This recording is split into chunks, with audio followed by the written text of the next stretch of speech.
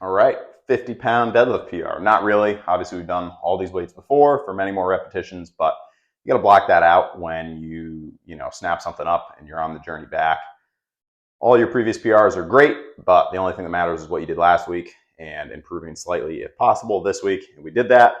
405 last week felt questionable at best. And this week, 455. I mean, 405 felt really good. 455 was the one that felt questionable, but no damage afterwards, which is the important thing. I just kind of had to like psych myself up a little bit, because I usually get very fired up for deadlifts, but I can't do that. So I can't do that when you snap something up. Like you got to go slow when you're still in the healing stages, right? So just slow and steady, getting some good breathing in. And now we're going to check the weight, see what we got. All right. The E-Tech City scale. I got to add this to the Amazon thing.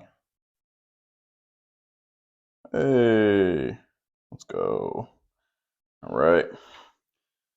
Here's the dip bar, waiting for tomorrow. Coming over here. 455 for one. I know, it's not 500 something per usual, but it's good and nothing hurts afterwards. That is the most important thing, which means we can repeat deadlifts again next week. So now we're going to try and do 405, depending on how it feels. I haven't done any sets, really, like any sets with repetitions. So not sure. Then we'll do some heel elevated front squats and some calves.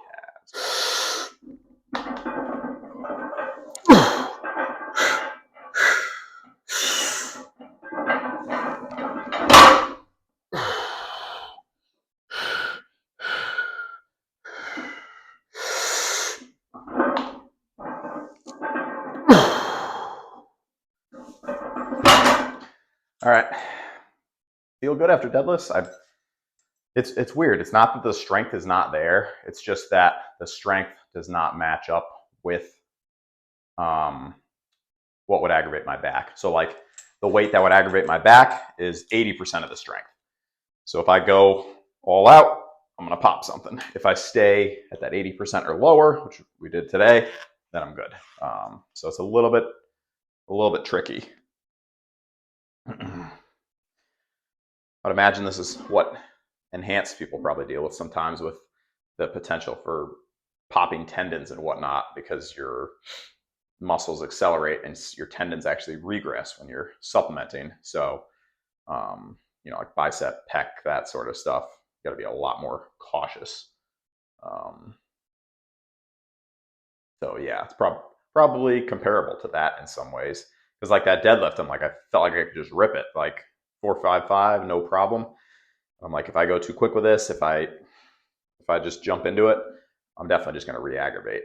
And I wanted to have full workout, no tightness at all, which is where we're at. So short story long, we're going on to the front squat, heel elevated for more range of motion, 225, and 10's doable. I don't know. Feels solid today, so just glad not to have popped anything, It's the most important thing with your workouts. Leave feeling at least as good as when you got there. Hopefully better. All right.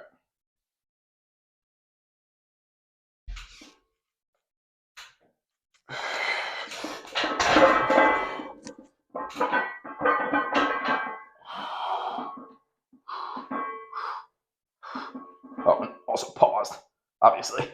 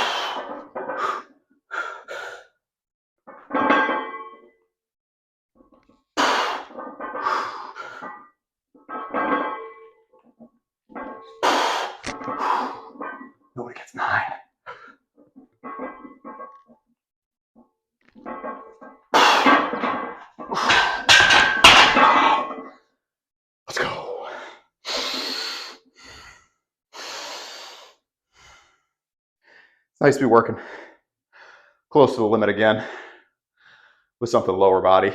I love lower body stuff. Just cranks the heart rate. You got to be, you know, fully focused, as with all movements. But deadlifts and squats are something special. Not that I don't get hyped up for bench press, pull-ups, but I just know with squat PRs and deadlift PRs, it's going to take just a little bit more to get it done. And I forgot to watch my Pete Rubish video. Yikes. Probably would have done 500 deadlift. Of course, then we would have popped something. And then next week, we would have been reduced to 315. No good. All right, second set. Thinking 8, and then it's onto the calves, and probably some good mornings too with some weight. Nothing crazy though.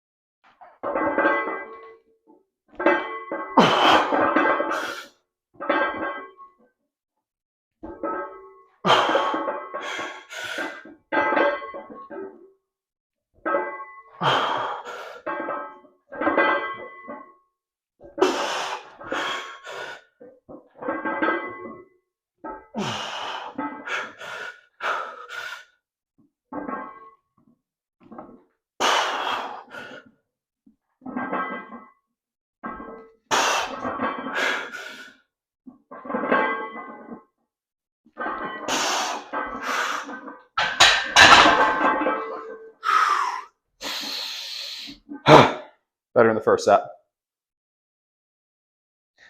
Going in the right direction. The quads shall grow. All right. Rest it a little bit. Get the calves in. And then today, I'm doing a little more filming for the members only. The bulk program is complete.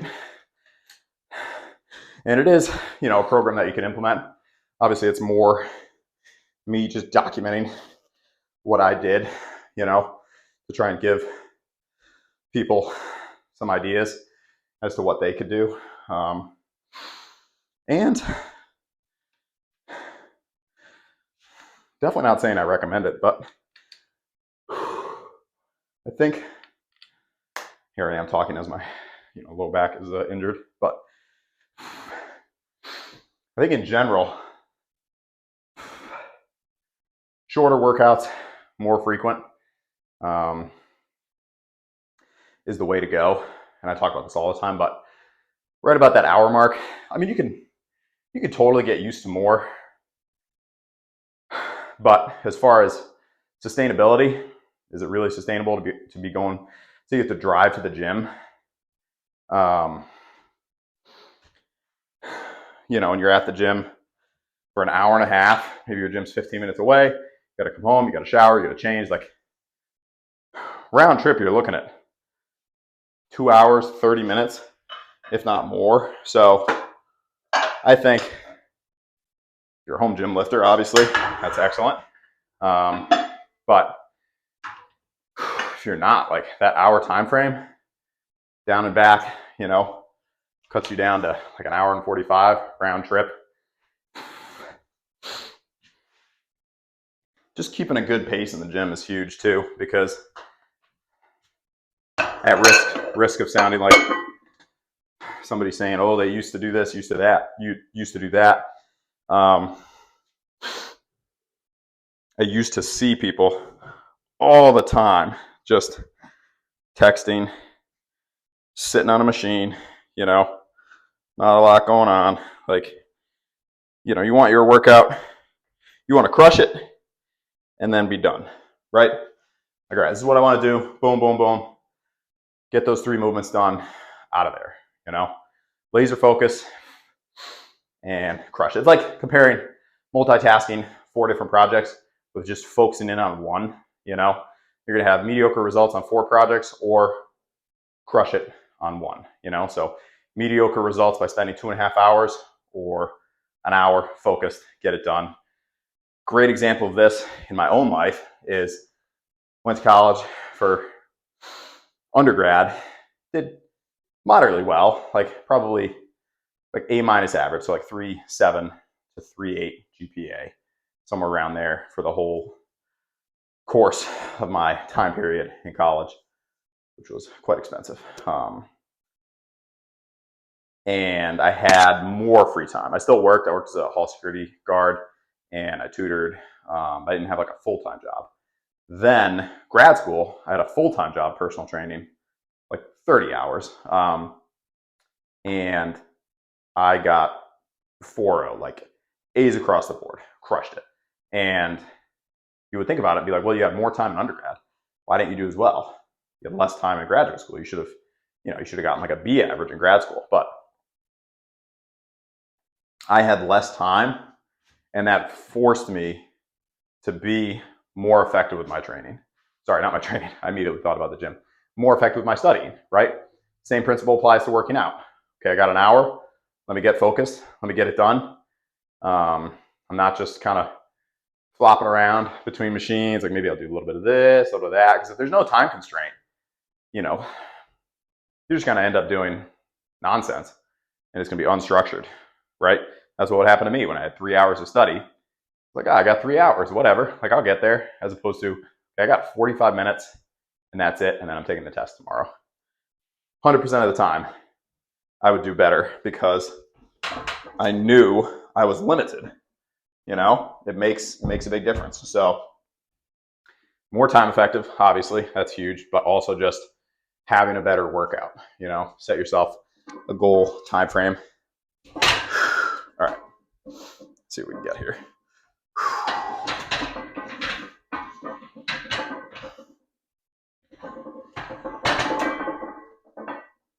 Just checking. Felt slightly uneven.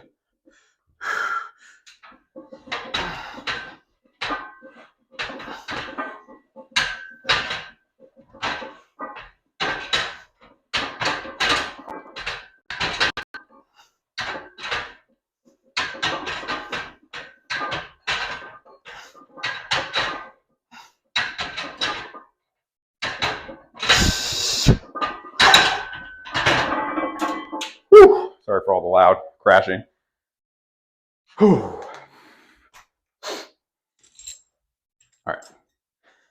I want to make sure the video's still going because you never know. Hey, we're still going. All right. First set of 15, I'm going to write down my notebook.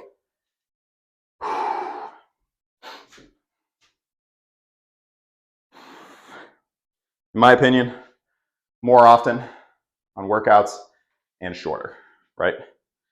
Be effective, crush it, and then you're done. 225, X, 10, 8. Also, you want to associate the gym with actually making progress and moving forward. I mean, if you're just going to socialize, whatever, you know, good for you. But if you're trying to make some progress, then in my humble opinion, you want to focus up and somebody's talking to you and it's been 5 minutes since your last set, like, hey, sorry, I gotta, you know, not in a rude way, but some people are just there to talk and they don't know that you're actually trying to accomplish something, right? If you end up taking 7 minutes in between a set instead of the 3 you're supposed to, you're going to be much higher likelihood of injury. Anyway, I was just saying, if you're trying to get something done in the gym, you want to be time constraint.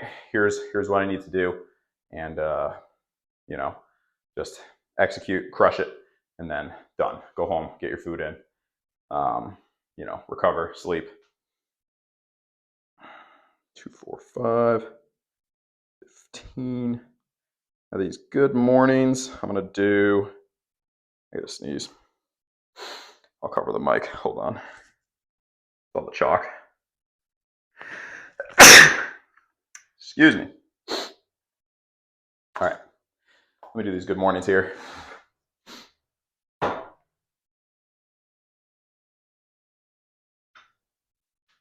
think about my dad. He would always tell me with his workout time frame, he had 45 minutes for lunch, roughly. I mean, he could take longer if he wanted, but he tried to stay with that time frame. And he would not eat lunch or maybe eat for 5 minutes, and he would do a full workout, 45 minutes. Crush it. All right.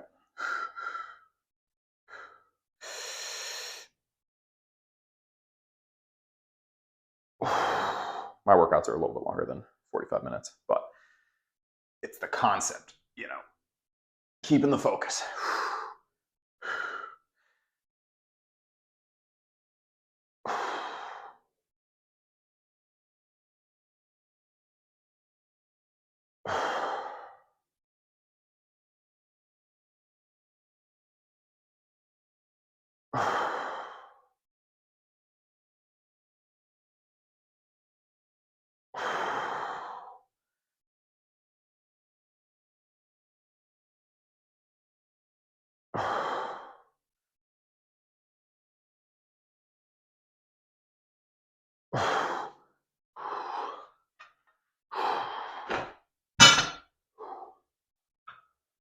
Just seeing if the little munchkin man has arisen from his slumber. He has not.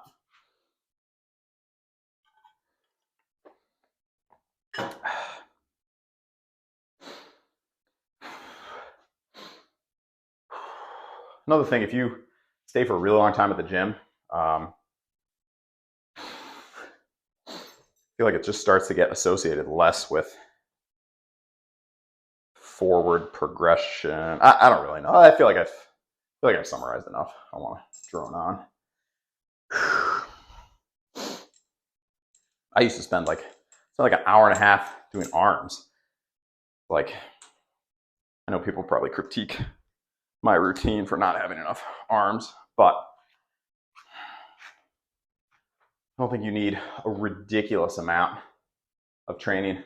Plus, I see a lot of YouTubers talking about increasing arm size and, you know, how the last inch they added had nothing to do with their weighted pull-ups or dips or bench press. Then I'm like, say you got to 17-inch arms. If you built them up to 16 inches without focusing a lot on arms, and then, yeah, you added in some more focus on biceps and triceps, and you got that extra, you know, 16 to 17. I mean, yeah, that's great. But wouldn't it then be true that you built most of your arm size from big compound movements? Something to consider. Same thing with all the science-based folk coming out and saying, you know, this super specific lateral raise movement is what built my shoulders. And then you go back and find out they were an overhead press monster, or that they hammered bench press and 95% of their size came from all these big compound movements. But now they're saying, oh no, it was this specific isolation movement. I don't know. I was watching Bugenhagen, so I got riled up. Bugenhagen makes sense.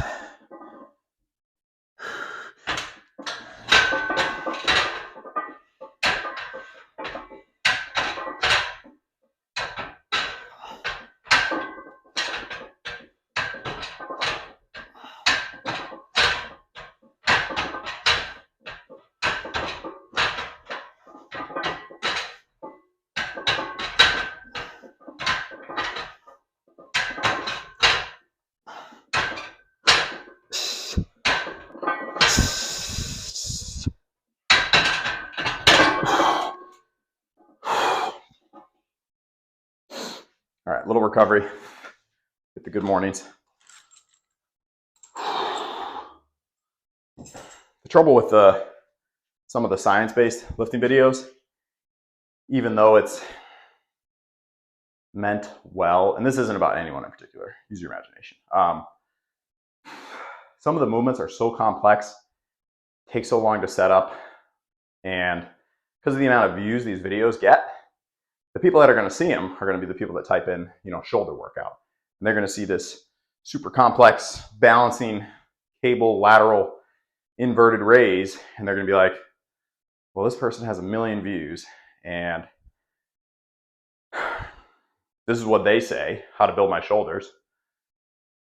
And so then they go and try it. And there's no way they can figure out how to set it up or get the form right or, anything. And also those little movements, I mean, you're not going to have that feeling of progression and strength gain that you're going to get on just like a overhead press, like a dumbbell overhead press or a barbell overhead press. That's huge. Having the most optimal exercise is great, but if your two options are most optimal exercise and the person does it for 3 weeks and quits because it's too complicated and they don't see any progress and don't feel stronger, or slightly suboptimal exercise, but the person stays with it, right? Now the suboptimal exercise becomes the optimal exercise because the perfectly optimal exercise done for 3 weeks leads to no gains because the person stops. The slightly suboptimal exercise done for years leads to awesome gains because the person enjoyed it and they saw progress and they understood how to do it. I think these are factors that people don't consider. You feel me? All right. Gotta finish these good mornings.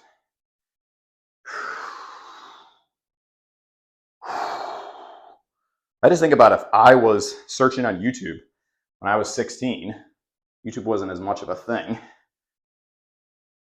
If I was looking up best shoulder movements and some of these videos came up, or like best leg exercise,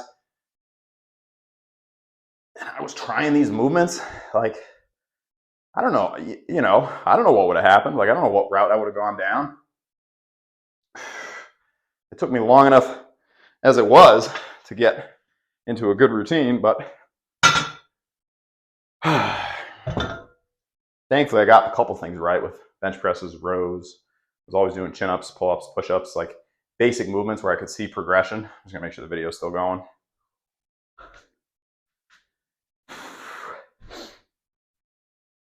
As a personal trainer, I feel semi-qualified to comment on this. A person's motivation at the beginning is very, very important. And if you make things too complex, and this is like the information that's out there, which is great, more information is great,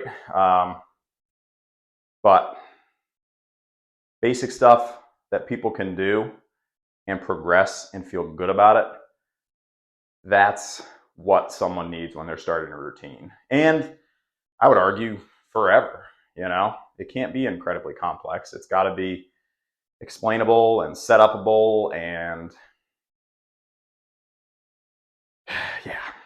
Anyway, Bugenhagen has good videos. I just agreed though. I was like, this makes sense. Like, do not make it incredibly complex. You're going to lose somebody, and you don't know how many times someone's going to get motivated to start a workout routine. Like, that could be the one time, the one chance they had to start a workout routine. And their experience was seeing this incredibly complicated approach to an exercise. And they're like, this just isn't going to work. Or they try it for like 3 weeks. They're like, this is too complicated. There's just so much information on YouTube though that, it's hard anyway to create an approach or just use regular search terms and type in basic shoulder workout. I don't know. It's a challenge. I feel for people starting an exercise routine, and obviously this is what I do. It's really important that people feel good, especially in the first couple weeks, and see some quick changes. And you've got the newbie gains, right? So that time at the beginning is like very, very precious and has to be capitalized on, so that someone can see progress and be like, okay, I can keep going. If it's too complex, it's just not going to happen. But trust me, because this is what I do. I work with people. I train people, and it's awesome when somebody wants to start an exercise routine, and it's a responsibility to make sure that person has a good experience always, but obviously, like, very importantly at the beginning. You know, not trying to overcomplicate things. And, you know, here we go. I gotta get this last set in here.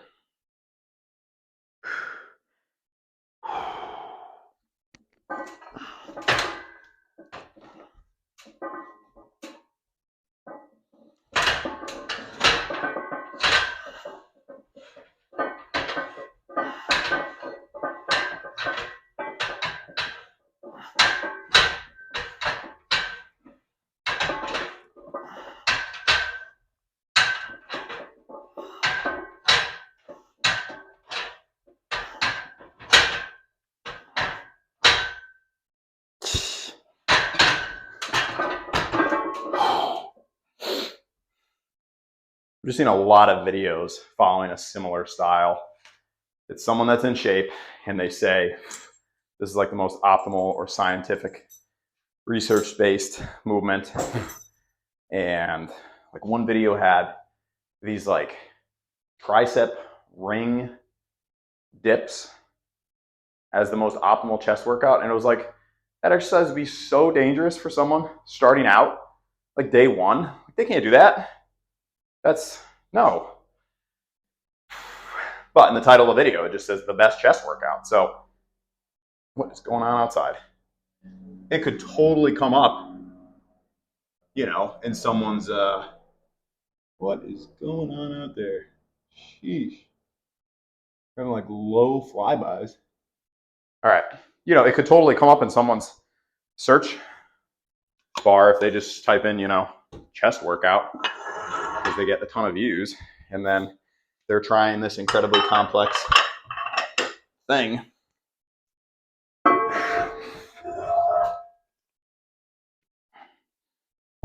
Like just having someone do a push-up, right? Or a knee push-up. I've never seen that in any of these videos. And I know that's, you know, probably because these videos are targeted towards maybe more advanced lifters, or maybe it's just a keyword, like the science-based thing. It's just a keyword that does well. Just gets me fired up sometimes because I see the movements and I'm just like, there's so many issues here. Like a tricep ring dip, like there's so much instability. How would you track your progress? There's too much instability. How would you progress it? Like you're just gonna do more weights, more repetitions forever? I mean, you gotta be planted, you gotta be stable, and it's gotta be relatively simple. Those are the ways you're gonna build strength. Anyway, I'm gonna close out the video here because I'm gonna run out of space on my phone. Very interested to hear what people have to say though. If anyone made it to the end of the video, if you did, you're a champion. Thank you so much. Interested to hear your feedback. And yeah, just keep it basic. What I've seen in my lifting journey, the basic movements, the ones that have been around for a long time, the ones that are going to stay around for a long time in the future, those are the ones that make progress, you know, that lead to progress for people. So the other stuff is great. Maybe if you're more advanced, you're looking for something to add in at the end of the workout, have single arm contraction cable, isolateral, isotonic, isometric, enter various keywords. But for that person starting out, stick with the basics, pick some stuff that you can do, track it, progress it. Talk about this more in the members only. Thanks for bearing with me. We'll see you tomorrow. Back feels great. I'm super, super pumped about that. Tomorrow, we're going to go flat bench and then some dips and see what we can get. See if we can knock out at least a 45-pound plate. Back in the day, I want to say I got up to at least 90, 100 something for some repetitions. So if we can, you know, get back there eventually, I'm sure we will eventually. I am a little heavier now though, a little chunkier, so who knows. All right, that's it. Have an excellent day, hydrate, and keep the focus. Peace.